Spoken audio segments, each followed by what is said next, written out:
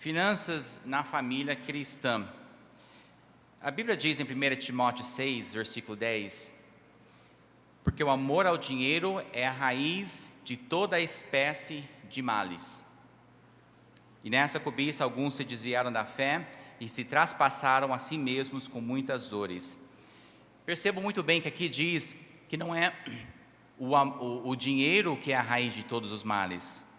Alguns até pensam ou falam isso, o dinheiro é um mal.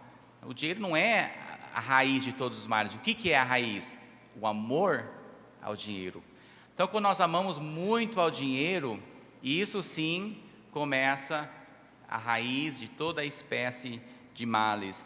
Então, só como introdução, entenda bem que dinheiro é algo essencial. Deus fala sobre isso. Então, não é um mal dinheiro. Deus quer que tenhamos dinheiro.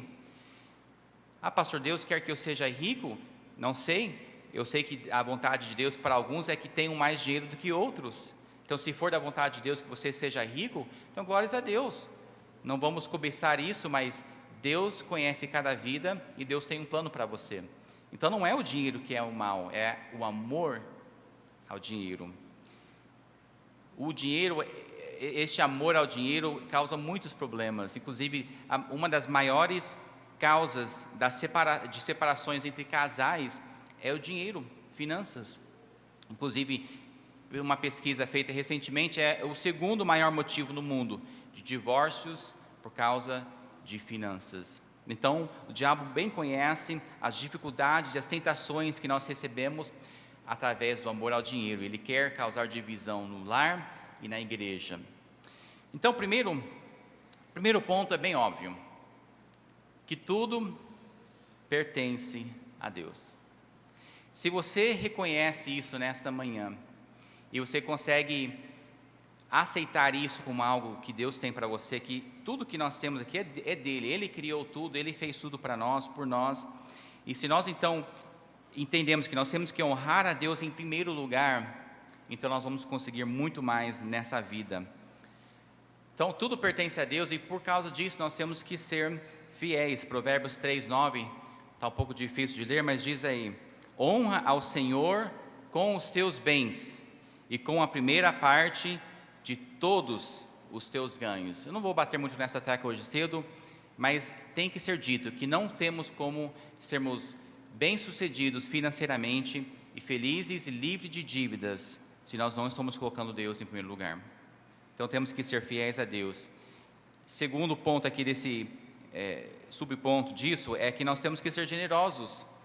Lucas 6, versículo 38, diz: dai e ser-vos-á dado, boa medida, recalçada, sacudida e transbordando vos deitarão no vosso regaço, porque com a mesma medida com que medirdes, também vos medirão de novo. Então nós temos que ter uma vida generosa. Além de sermos fiéis a Deus, nós temos que ser generosos. Então Deus quer nos usar, e Deus nos dá, e Deus permite que nós então sejamos um vaso para ser generosos. Atos 20, 35 também diz: tenho-vos mostrado em tudo que trabalhando assim é necessário auxiliar os enfermos e recordar as palavras do Senhor Jesus, que disse: mais bem-aventurada coisa é o quê? Dar do que receber. Então, para ter uma vida livre de dívidas, livre de embaraços financeiros, uma vida feliz financeiramente dizendo, temos que ser fiéis a Deus e generosos, entender que tudo pertence a Ele. E eu dou graças a Deus pelos meus pais que me ensinaram isso desde pequeno. Se você, pai, consegue transmitir isso ao seu filho desde pequeno, ele vai crescer e ele vai conseguir ser um crente fiel nas suas finanças, fiel nos dízimos, compromissado com ajudar a missões, porque desde pequeno ele já aprendeu. Então vamos ensinar os nossos filhos isso. Olha, filho, seja fiel a Deus. Você ganha um dinheirinho, achou um dinheirinho, seja o que for, já desde o início, ensine ao seu filho também a ser fiel a Deus e a ser generoso. Mas segundo lugar, isso é fácil para alguns, mas infelizmente eu vejo em algumas igrejas crentes que são preguiçosos, não é? Crentes que simplesmente não têm uma boa ética de trabalho. pastor, eu estou com tantas dificuldades, eu tenho dívida aqui, isso ali, não sei o que lá. Você trabalha bem? Você é trabalhador? Trabalhe duro, não seja preguiçoso. Olha o que diz Provérbios 6,6: vai ter com a formiga, ó preguiçoso, olhe para os seus caminhos e ser sábio. Porque todos aqui já observaram as formigas, não é? A gente vê que trabalham bem juntos e não são preguiçosos. Mas eu já me deparei com algumas pessoas que vêm para mim: pastor, estou precisando de um emprego. Aí a gente ajuda, aí eles acham um emprego, depois de 1 ou 2 meses largam o emprego, e eu pergunto: o que aconteceu? Ah, não gostei, não era minha cara, não sei o que lá. Assim, por coisas à toa, eles estão saindo de um trabalho, indo para outro, saindo de um trabalho, indo para outro, porque não conseguem ficar firmes e trabalharem. Não é necessariamente achar algo. Claro, nós queremos encontrar a profissão que encaixa bem conosco, mas às vezes a gente precisa de um emprego. Então seja trabalhador, seja o que for que Deus trouxer na sua vida, esteja disposto a trabalhar duro, e Deus vai te abençoar e recompensar por isso, e Deus então vai abrir outras portas nessa área. Mas trabalhe duro. Eu nunca tive um mau exemplo nessa área por parte de meus pais. Eu lembro que quando nós estávamos construindo, pastor, lá em Limeira, a igreja, a gente estava na igreja, mas estávamos construindo um salão, salas de EBD, e de vez em quando no sábado nós fazíamos aquele mutirão, né? A gente chamava os jovens, os adultos: vem trabalhar, quem pode mexer a massa ali, fazer o cimento, vamos lá. E todo mundo vinha, trabalhava, e eu via que meu pai, apesar da idade que eu achava que na época, ele já estava mais velho, hoje eu percebo que ele ainda estava muito jovem na época, mas eu via ele comparado com nós jovens, de 14, 15, 18, 20 anos. E eu pensava: os jovens, nós estamos lá, né, fortes, e meu pai, parece que ele conseguia trabalhar mais forte, mais tempo do que os outros. Não sei se é preguiça, e deve ser, porque com certeza a força física do jovem era mais do que a do meu pai. Mas o que eu já vi, que ele nunca parava de trabalhar, ele sempre queria dar o seu melhor, até o seu limite. E eu dou graças a Deus por isso. Então trabalhe duro, não seja preguiçoso, vá atrás do trabalho, dê o seu melhor, mesmo que não seja a melhor coisa do seu agrado por enquanto, mas Deus vai abençoar, vai abrir portas, e nós temos que estar dispostos a trabalharmos, ok? Em terceiro lugar, quando nós estamos falando de família, e uma família unida, uma família forte, faz com que a igreja também seja uma família espiritual, né? Uma família forte e unida. Mas em terceiro lugar, nós temos que ter uma unidade financeira dentro do lar. Tem que ter, eu pulei alguns versículos, Fernando, pode passar para frente, já no 3 aí, por favor. O marido e a mulher têm que se entender, os filhos também têm que estar por dentro, têm que entenderem os alvos financeiros dentro do lar. Tem que ter um alvo, uma filosofia dentro de cada lar. Então é importante que nós tenhamos essa unidade dentro do lar. Marido e mulher, principalmente, que estão liderando o seu lar, vocês têm que concordar um com o outro. Não pode ser algo dividido. Deus criou o homem e a mulher para se unirem e serem uma só carne. Veja o que diz em Marcos 10, versículos 7 e 8. Por isso deixará o homem a seu pai e a sua mãe, e unir-se-á a sua mulher, e serão os dois uma só carne. E assim já não serão dois, mas uma só carne. Olha, isso não significa apenas fisicamente os dois se unindo e tendo os direitos de serem unidos fisicamente, mas em tudo. Deus quer que eu e a minha esposa, nós sejamos unidos em uma só carne. Nós temos que assim, pensar, ter uma mente em comum, ter alvos. Nós temos que trabalhar juntos, sermos uma carne, e não como duas pessoas separadas. Para isso, é importante que tenha uma pessoa que seja o responsável pelas finanças do lar. Duas cabeças num só lar não vai dar certo. Tem que ser uma pessoa responsável.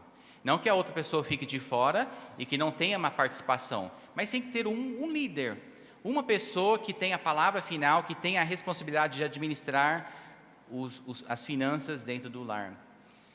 Agora, homens, maridos, quantos aqui Os homens casados, levante a mão aqui só para me ver, amém? E a Bíblia diz que o homem que achou uma mulher, achou uma boa coisa, né? Graças a Deus. Mas olha, às vezes você vai ter que ter a humildade de admitir que o seu forte não é a área de finanças.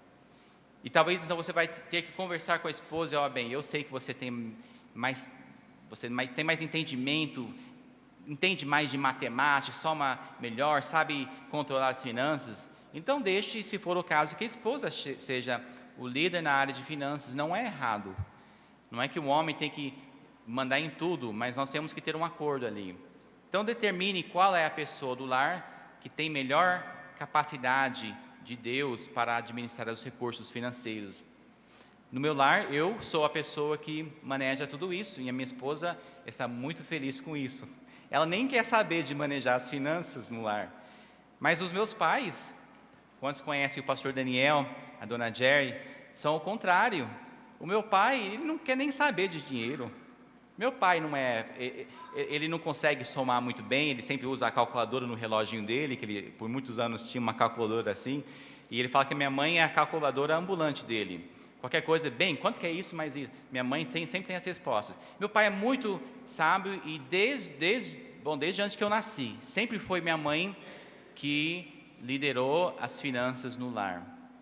E eu dou graças a Deus pelo meu pai que teve essa sabedoria, humildade de entregar para ela, e ela que cuida então de tudo isso. Mas determine no seu lar quem vai ser o líder financeiro, quem vai ter esse controle, tem que ter essa decisão, mas sejam unidos. É triste quando nós vemos muito essa questão de, isso é meu e isso é seu. O marido trabalha, então ganha o seu dinheiro, e a mulher trabalha, ganha o seu dinheiro, e vivem vidas separadas. Numa casa, com os mesmos filhos, mas como se fossem vidas separadas. Chega de meu dinheiro e seu dinheiro, somos um lar, uma família, somos unidos. Vamos então agir dessa forma. Eu particularmente acho que os dois têm que trabalhar juntos, têm que unir as finanças, têm que dividir as responsabilidades ali. Não é uma questão de a minha conta e a sua conta. Mas claro que a mulher precisa ter uma certa liberdade, ela não pode se sentir prisioneira, ela tem que ter uma liberdade, ela vai assim ser uma melhor esposa, mais feliz dentro do lar. Mas cuidado com essa questão de separação de bens. Quando nós nos casamos, em 1998, eu lembro a primeira semana, depois da lua de mel, eu acho que foi logo no início, né, Cíntia? Ela me apresentou, deve ter sido um cheque de aproximadamente $1.000. E bem, ela disse, bem, é o dinheiro que eu guardei durante esses meses que eu vim trabalhando e tal. Fechou a conta dela como solteira, e nós então unimos os nossos recursos, e desde o princípio do nosso casamento, nós sempre compartilhamos uma conta conjunta, sempre temos ambos o cartão de débito com as mesmas senhas, porque ela tem total liberdade e acesso ao que nós temos compartilhado, mas sabe muito bem que não é para mexer, né?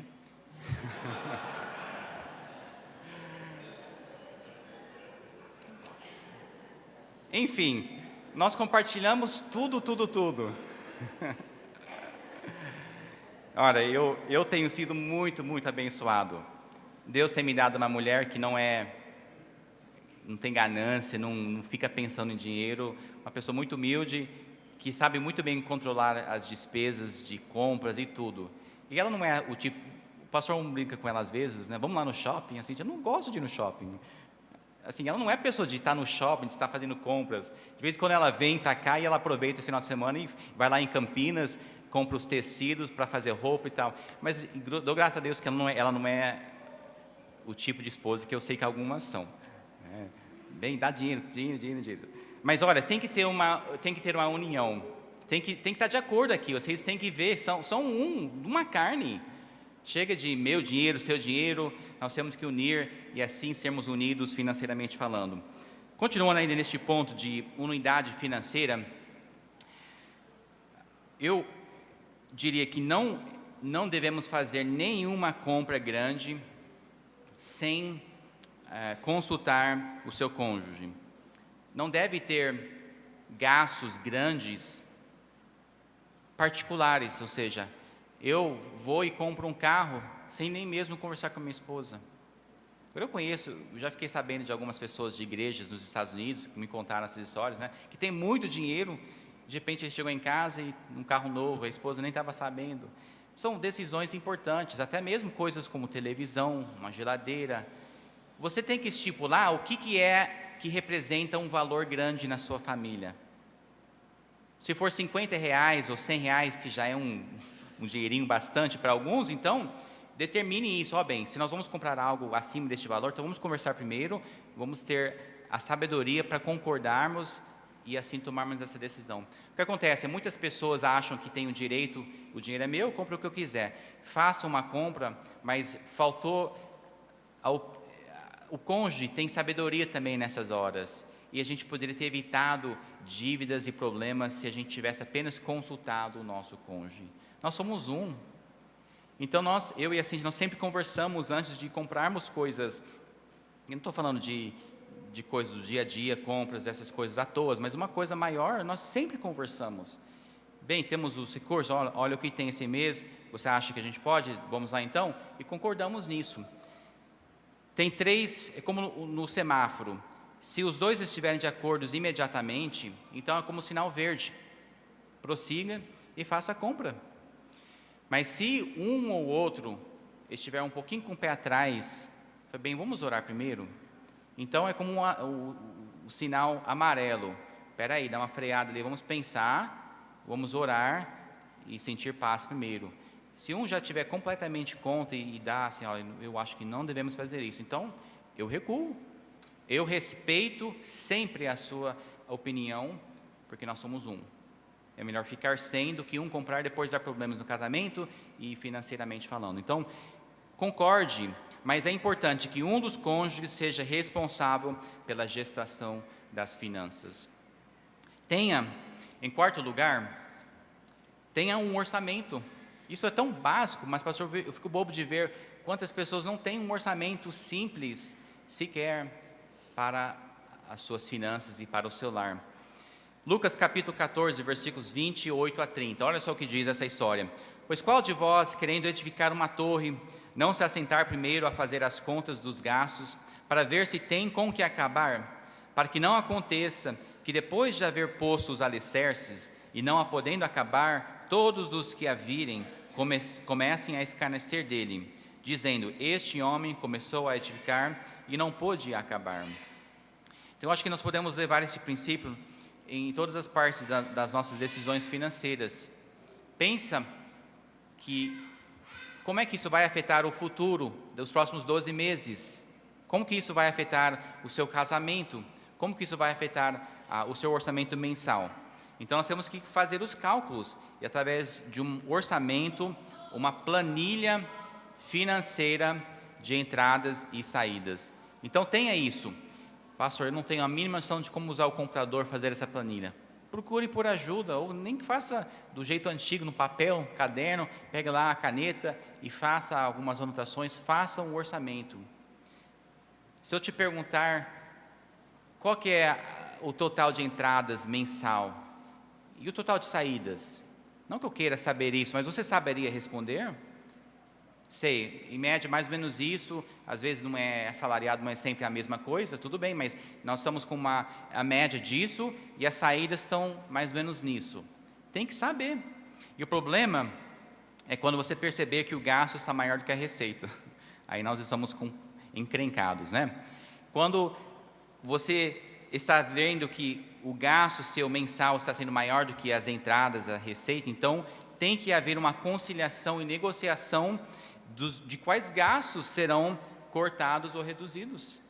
É pura matemática. Se você vê que está gastando mais do que está recebendo, então uma de duas coisas tem que acontecer. Ou você tem que receber um salário maior, trabalhar mais, fazer um bico, seja o que for, tem que ter mais entradas, ou você tem que cortar as saídas. Mas não pode ser que você está gastando mais do que está recebendo. Tem que remanejar isso. E aí que vem, o que eu vou cortar? Não posso cortar nada, eu já estou no mínimo possível. Será? Cada família é diferente. Eu não conheço eu posso falar livremente, porque realmente eu não conheço a sua situação, como está o seu lar, a casa em que você mora e a sua situação financeira. Mas para alguns, talvez isso signifique que você vai ter que cortar a televisão a cabo. Ah, não, pastor, mas eu gosto muito daqueles canais. O que é mais importante? Ter uma vida financeira saudável ou estar endividados? Então, por um tempo, elimine um gasto. Se for TV a cabo, então que seja. Talvez alguns tenham que cortar um telefone fixo, fique só com o celular, ou vice-versa. Você corte uma despesa ou outra, corte o celular do filho. O quê? Na minha época, nós nem tínhamos celular, né? Mas, na minha época de mocidade. Veja o que é a despesa que você pode eliminar. Seja nas compras mensais, a gente está acostumado a gastar X, um tanto em alimentos e tal, de compras. Então, pare de comprar as guloseimas que a gente gosta, mas que não precisa. Chega de comprar bolachas a mais, até refrigerante. Eu gosto, o pastor sabe que eu gosto de Coca-Cola, nós dois gostamos de Coca-Cola, bem que ele está tomando menos que eu. Bom exemplo. Mas olha, eu gosto do refrigerante. Mas se chegar a um ponto em que eu estou gastando mais do que recebendo, eu vou ter que pensar muito bem antes de comprar um refrigerante. Porque não é algo que eu preciso, eu posso cortar essa despesa. Chega de, então, por alguns meses, chega de jantar fora. Seja qual for o gasto que você pode cortar, e descubra, converse entre si, vamos fazer o orçamento que dê certo. Dentro desse orçamento, são coisas simples, mas que podem te ajudar. Evite empréstimos e prestações. No nosso mundo e no nosso país, uma das maiores dificuldades é a gente poder fazer uma compra sem aquela tentação de comprar a prazo. Porque tudo hoje gira em torno disso. O mercado financeiro hoje é tudo oferecendo em 10 vezes sem juros, 12 vezes. Você vai pagar para o resto da vida em algumas coisas, né? Mas não vou pagar juro. Vou comprando em parcelado aqui. Mas não é uma boa ideia, nem que for sem juros. Olha, você pode estar trabalhando hoje e você pode arcar com a despesa hoje, mas se daqui a 6 meses você perder o emprego, você ainda vai ter mais um ano para pagar aquilo, você vai ficar endividado. Então, evite o máximo possível as compras a prestações e com boletos e a prazo. Por exemplo, ao invés de comprar algo este mês, que eu vou demorar apenas 6 meses para pagar e quitar, por que você não guardar um dinheiro e com 4 ou 5 meses você consegue pagar à vista o mesmo produto que você estaria pagando por 6 meses? Sim, você vai ter que esperar, é autocontrole, disciplina, mas aguarde para receber aquele produto até o momento que você consiga pagar à vista. Agora, eu sei que existem emergências, existem situações em que às vezes não tem como, a geladeira estragou e, olha, uma geladeira faz muita falta, não é? Quantos aqui já passaram um bom tempo sem geladeira na sua casa? Quantos? Levante a sua mão. Alguns. Eu já passei, e olha que foi só 6 semanas sem geladeira, mas foi uma eternidade. Foi uma eternidade, pastor. Nós mudamos para o Brasil, era eu, a Cíntia e o André com 8 meses de idade. Nós mudamos para São Paulo, e a nossa mudança vinha de container, de navio. E claro que nunca chega na data prevista, né? Então nós entramos num apartamento de aluguel, e os móveis estão vindo, calma bem, estão chegando. Então nós compramos uma mesinha de plástico e duas cadeirinhas, né? Para pelo menos ter onde sentar para comermos. Mas a geladeira estava vindo, não vou comprar uma geladeira e sabendo que a minha está chegando. Então nós pegamos uma caixa de isopor emprestados e todo dia comprava gelo e colocava ali um leite para o dia, o queijinho, presunto. Não dava para fazer muita coisa, mas nós aprendemos em 6 semanas a agradecer a Deus pela geladeira. Mas eu sei que às vezes surge uma necessidade, você precisa comprar algo e às vezes acaba parcelando aquilo. Mas o máximo possível, evite isso. Evite. São coisas que nós não precisamos a maioria das vezes. Vamos guardar o dinheiro, pagar à vista, você consegue um preço melhor e fica sem dívidas. Por exemplo, um produto, uma televisão que custa 1.000 de entrada e mais 4 prestações de 250. Você vai acabar pagando R$ 2.000 nestes meses. Eu pago 1.000 agora em abril, 250 em maio, junho, julho e agosto. Em agosto eu termino de pagar essa televisão. Se você guardar estes 250 que você ia pagar todos os meses, eu já estou com 1.000. Então em maio eu estou com 1.250, em junho eu estou com 1.500, em julho eu estou com 1.750. Esse preço você já consegue o valor à vista. Eu ganho R$ 250, que é a última parcela, e tenho que esperar apenas os 3, 4 meses para ficar sem aquele produto. Mas a gente quer tudo agora, aqui agora. Quero agora, então a gente gasta e ficamos endividados. Vamos esperar, evite empréstimos e prestações. Número 5. Saiba diferenciar entre as necessidades e os seus desejos. Esse é um dos pontos mais difíceis, a gente ter o controle.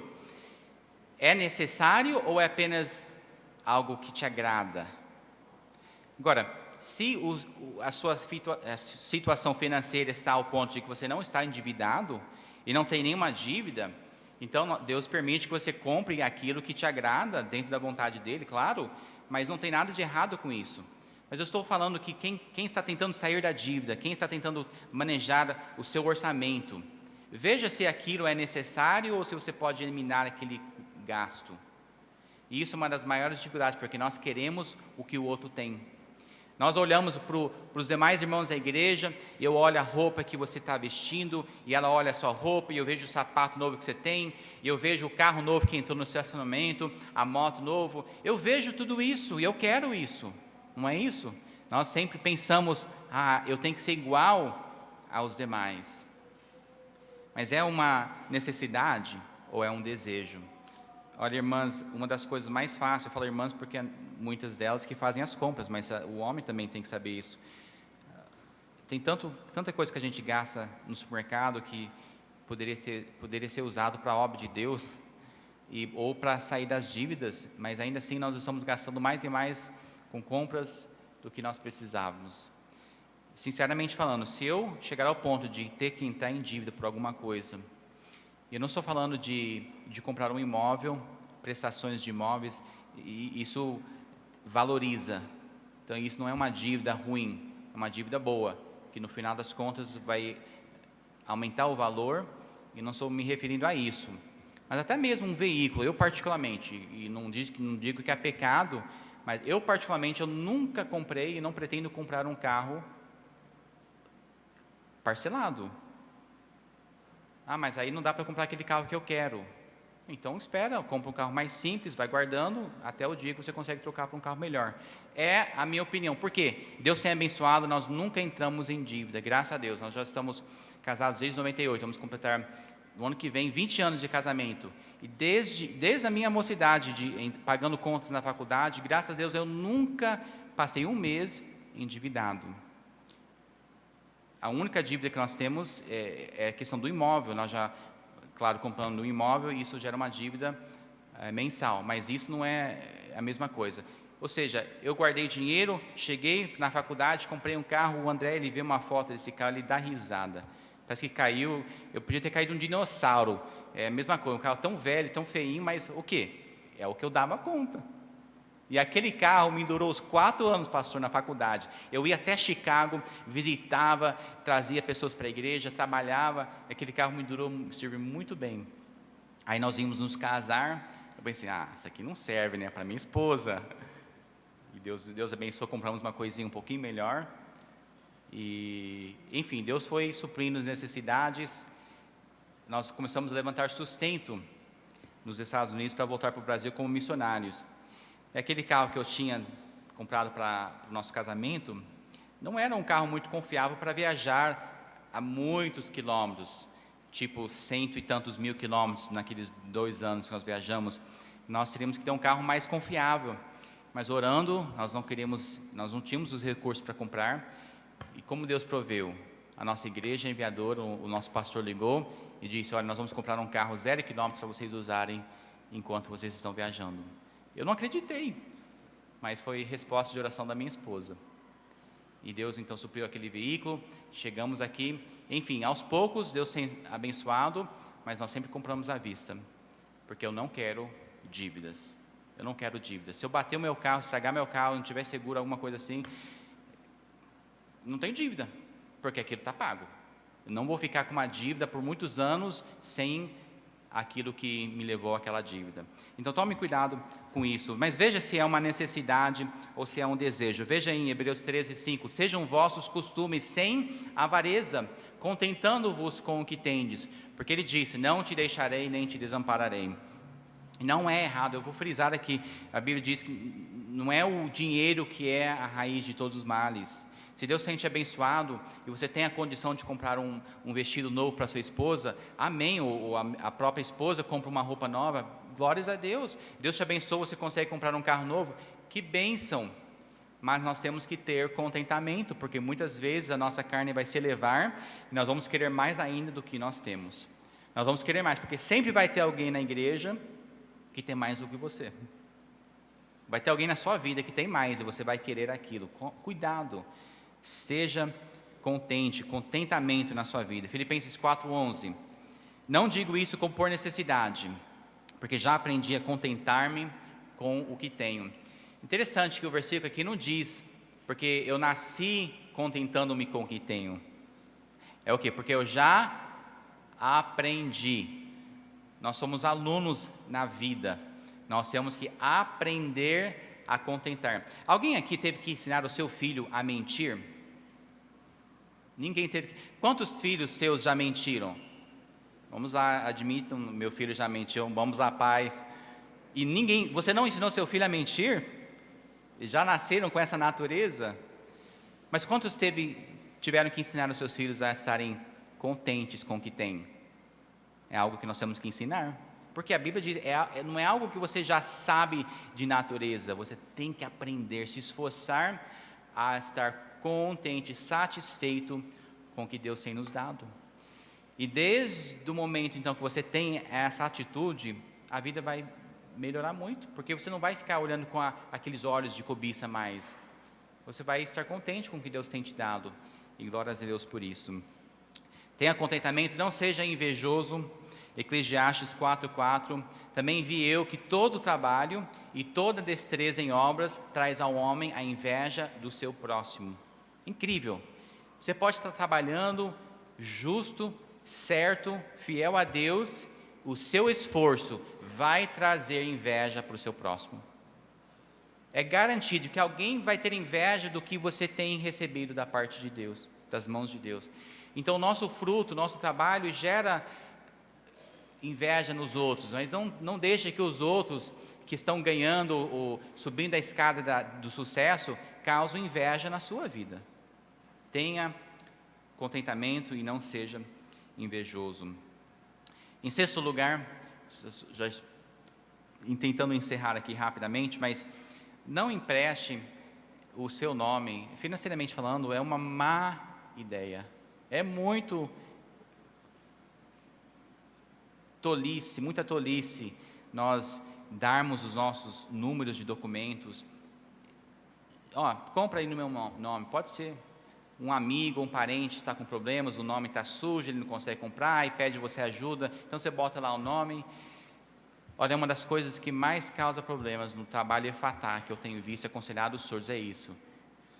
Não saberem proteger e manter o nome limpo e sem dívidas. Empresta para alguém e de repente o seu nome está sujo e você está endividado por conta de outra pessoa. Mas você que emprestou, você que deu os seus números, né, o que a pessoa precisa para fazer tal compra. Então a culpa acaba sendo nossa quando nós fazemos isso. Mas cuidado, Provérbios 22:7 diz que o rico domina sobre os pobres e o que toma emprestado é servo do que empresta. Então evite os empréstimos, porque nós acabamos sendo servos da pessoa. Não fique pegando emprestado. A coisa mais estranha é quando você pega dinheiro de alguém. Eu já fiz isso, eu já tive que pegar emprestado, né? E de repente você passa por perto daquela pessoa, você fica até constrangido. Nem que não está na hora de pagá-lo de volta, mas você fica meio assim. Por quê? A Bíblia é como se nós fôssemos servos e aquela pessoa o nosso Senhor. Então tome cuidado, evite isso, e Deus realmente pode te abençoar. E para finalizar, ensine, eu não sei se isso está ali no número 7, tá? Ensine os filhos desde cedo. Olha, o maior exemplo que o seu filho vai ter é você, o pai, a mãe. Se você está usando bem os recursos que Deus lhe deu, tendo sabedoria, humildade, controle, o seu filho vai aprender. Mas se você está gastando além do que você pode, em dívidas, isso, aquilo, seu filho vai copiar aquilo, ele vai querer mais, ele não vai saber gastar direito, ele também vai já entrar na vida de adulto, a vida independente, como uma pessoa endividada. Então vamos ensinar e ser o melhor exemplo possível aos nossos filhos. Através disso, uma vida sem dívidas, Deus pode nos usar. Você vai ter um lar feliz, não vai ter aquele contrito entre o marido e a mulher por causa de dívidas e problemas financeiros. Você pode ser usado por Deus no seu ministério. Deus te colocou na sua igreja para que você possa ser usado por Deus para abençoar a igreja. Deus me colocou no Templo Batista de Maranata para que eu possa ser usado por Deus. E eu dou graças a Deus que eu não recebo um centavo sequer da igreja. Eu trabalho voluntariamente como missionário, e nessa igreja nós queremos dar de tudo para ver a obra indo para frente. Eu espero que você tenha essa atitude também. Deus te colocou aqui para que você possa ser usado por Ele, para que a obra de Deus vá para frente. Então, cuidado. O melhor sentimento, financeiramente falando, é quando você está livre de dívidas. Se você não conhece o que é não ter dívidas, então você está perdendo uma paz e tanto. Mas é muito gostoso, então você tem que ter esse alvo. Se você tem dívidas, então calcule quantos meses você acha que vai gastar para sair da dívida. Faça um plano, um alvo, corte os gastos até que você esteja livre dessas dívidas. Oremos. Santo Deus e Pai, nós falhamos muito, Senhor. O Senhor tem dado